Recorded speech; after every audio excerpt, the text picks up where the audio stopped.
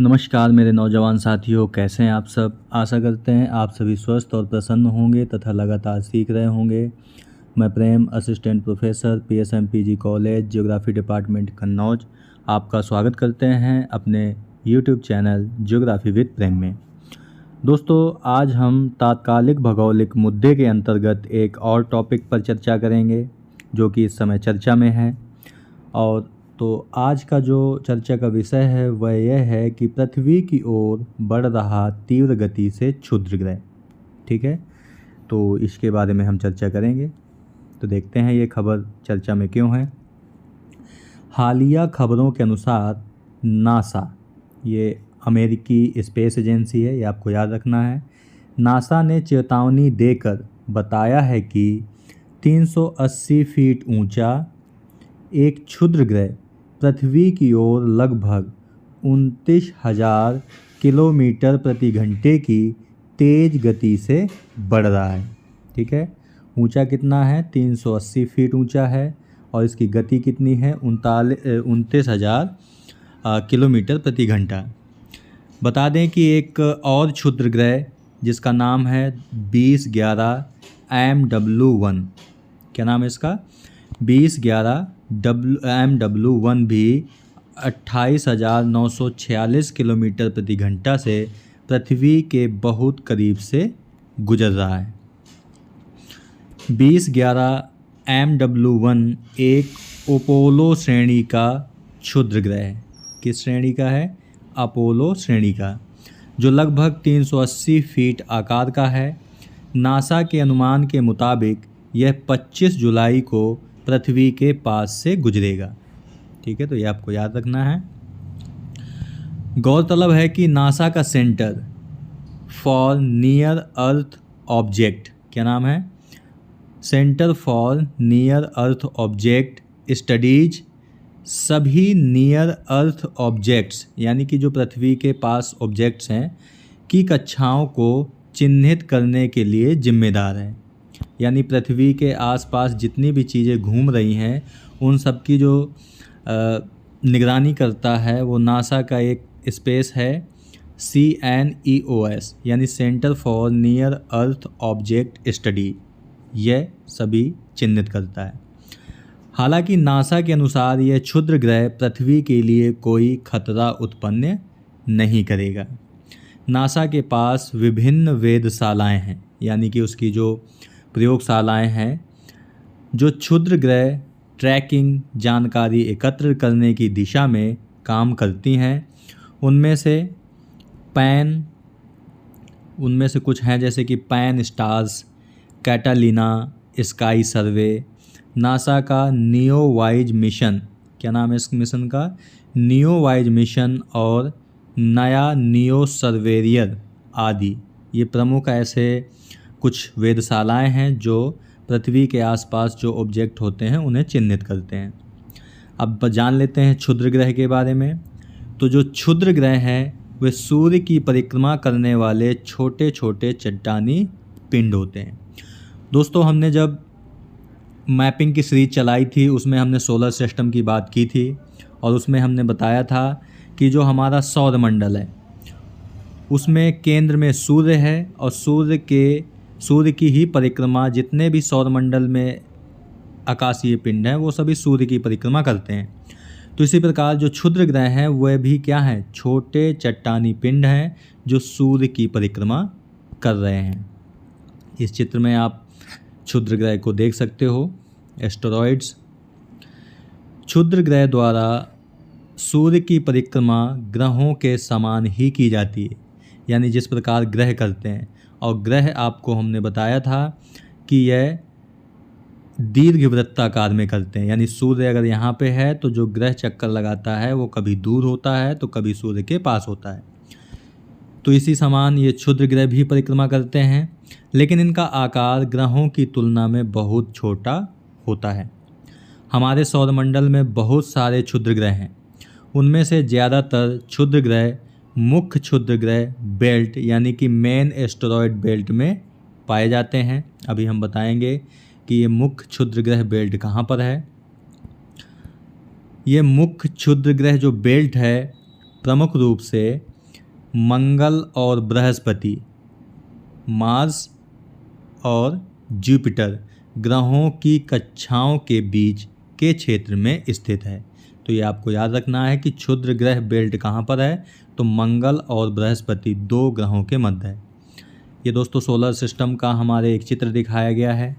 यहाँ पर आपका सूर्य है, इसके पास मरकरी यानी कि बुध, वीनस यानी शुक्र, अर्थ यानी पृथ्वी, इसके बाद मार्स यानी कि मंगल, और जुपिटर यानी बृहस्पति, सैटर्न यानी शनि, यूरेनस यानी कि वरुण, नेपच्यून यानी कि अरुण। ठीक है, तो आप देख पा रहे हैं कि ये मंगल ग्रह है यानी मार्स और ये जुपिटर ग्रह है, और इन्हीं दोनों के मध्य में जो एस्टेरॉयड बेल्ट है यानी जो क्षुद्र ग्रह बेल्ट है वो आपकी यहाँ पर स्थित है। तो अगर आपसे कोई पूछता है कि क्षुद्र ग्रह बेल्ट कहाँ पर है, तो मार्स और मंगल और बृहस्पति के मध्य पाई जाती है। ठीक है, तो ये आपको याद रखना है। आगे देखते हैं। वैज्ञानिकों के अनुसार अगले 100 वर्षों तक 140 मीटर से बड़े किसी भी क्षुद्र ग्रह के पृथ्वी से टकराने की संभावना नहीं है। क्षुद्र ग्रह अक्सर पृथ्वी की ओर बढ़ते हैं उनसे टकराने के लिए, लेकिन आपको पता है कि मान लीजिए कि ये आपकी पृथ्वी है और इसके बाद ये इसका वायुमंडल है। तो क्षुद्र ग्रह जब इस वायुमंडल से गुजरते हैं तो वायुमंडल के घर्षण के कारण इनमें आग लग जाती है और ये नष्ट हो जाते हैं। इस तरह वो पृथ्वी से नहीं टकरा पाते। तो यही बात नासा ने भी कही है कि अगले 100 वर्षों तक 140 मीटर से बड़े किसी भी क्षुद्र ग्रह के पृथ्वी से टकराने की संभावना नहीं है। आगे देखते हैं नासा के बारे में। नासा का हिंदी में अगर अर्थ देखें तो राष्ट्रीय वैमानिकी एवं अंतरिक्ष प्रशासन है, इसका फुल फॉर्म है हिंदी में। अगर इंग्लिश में देखेंगे तो इसका फुल फॉर्म है national aeronautics and space administration. ठीक है, इसका फुल फॉर्म आपको याद रखना है, और ये आपको पता है अमेरिका की स्पेस एजेंसी है। ये नागरिक अंतरिक्ष कार्यक्रम के साथ साथ वैमानिकी और अंतरिक्ष अनुसंधान के लिए भी उत्तरदायी है।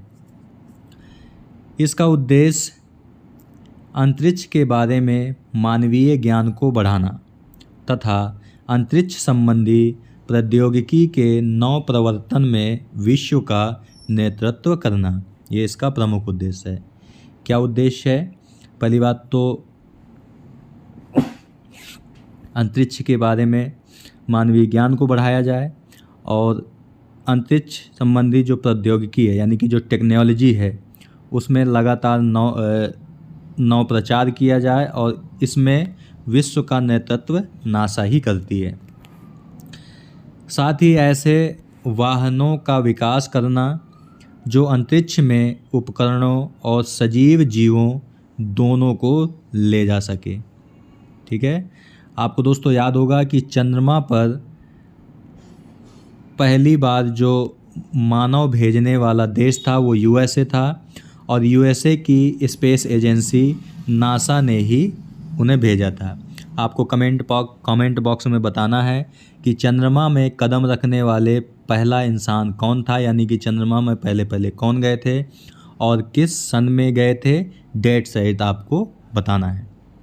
आगे देखते हैं। नासा संयुक्त राज्य अमेरिका के संघीय सरकार की कार्यकारी शाखा की एक स्वतंत्र एजेंसी है, यानी वहाँ की जो संघीय सरकार होती है उसकी कार्यकारी शाखा है लेकिन एक स्वतंत्र एजेंसी है। अगर इसकी स्थापना की बात करें नासा की, तो इसकी स्थापना राष्ट्रीय वैमानिकी एवं अंतरिक्ष अधिनियम 1958 के तहत की गई थी। यानी नासा की स्थापना कब की गई थी? 1958 में। ठीक है, और इसके मुख्यालय की बात करें तो इसका मुख्यालय यानी हेडक्वार्टर वाशिंगटन डीसी अमेरिका में है, और यहाँ पे अमेरिका की राजधानी भी यही है, वाशिंगटन डीसी। और डीसी का फुल फॉर्म होता है डिस्ट्रिक्ट ऑफ कैलिफोर्निया। तो ये आपको याद रखना है। तो नासा का मुख्यालय यही है।